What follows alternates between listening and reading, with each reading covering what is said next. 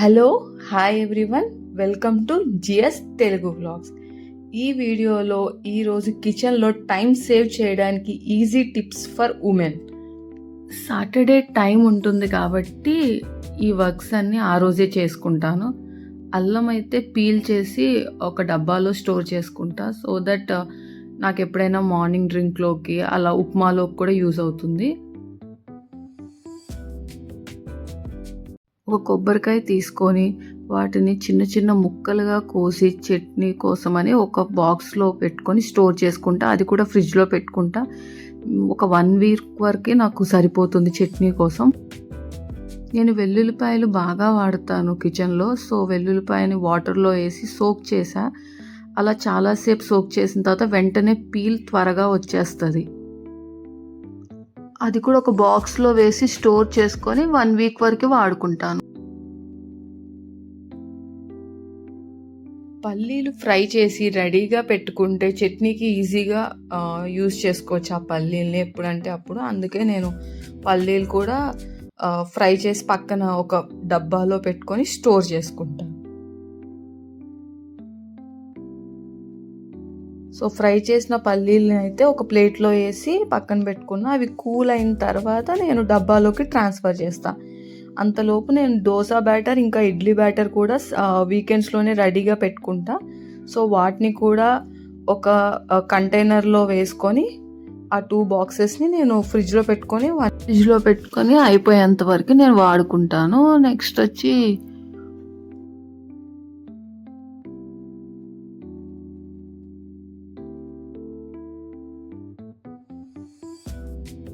Same dosa batter కూడా బాక్స్లో వేసేసి దాన్ని ఫ్రిడ్జ్లో స్టోర్ చేస్తాను. ఇప్పుడు చల్లారిపోయిన పల్లీలు, సో పల్లీల్ని నేను ఒక బాక్స్లోకి వేసి స్టోర్ చేసుకుంటున్నా.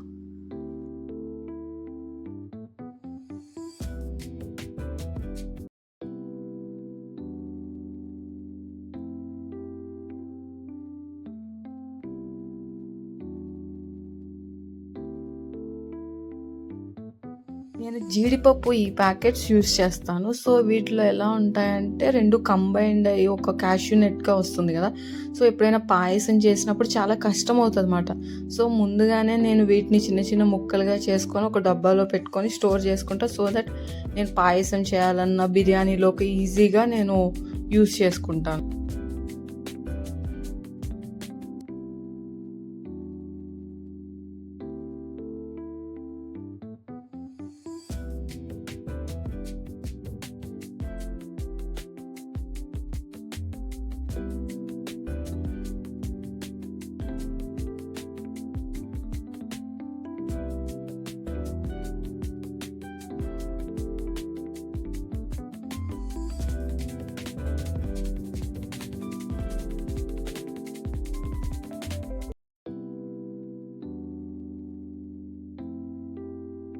నేను ఫ్రైస్లోకి పప్పుల పొడి యూస్ చేస్తాను. సో అందుకనే పప్పుల పొడి కూడా ముందే ప్రిపేర్ చేసుకొని ఒక కంటైనర్లో వేసుకొని నేను ఫ్రిడ్జ్లో స్టోర్ చేసుకుంటాను. పప్పుల పొడి వచ్చి రోస్టెడ్ చనా దాల్ తీసుకొని దాంట్లో కొంచెం ఉప్పు, జీలకర్ర, ఒక 2 టేబుల్ స్పూన్స్ ఆఫ్ కారం, అంటే మన టేస్ట్కి తగ్గట్టు వేసుకొని మిక్సీ చేసుకుంటే పప్పుల పొడి రెడీ అయిపోతుంది. సో దాన్ని ఈజీగా మనం ఫ్రైస్లోకి వేసుకొని యూస్ చేసుకోవచ్చు. సమ్టైమ్స్ నేను బిర్యానీ మసాలా, గరం మసాలా ఇలాంటివి అయిపోతే కూడా వీకెండ్స్లోనే చేసి స్టోర్ చేసి పెట్టుకుంటాను. ఇంకా జింజర్ గార్లిక్ పేస్ట్ అయితే ఆల్రెడీ ఉంది, అందుకే నేను ఆ రోజు ఏం చేయలేదు. సో నేను చేసినవి మాత్రమే మీతో షేర్ చేసుకున్నాను. That's all for this video.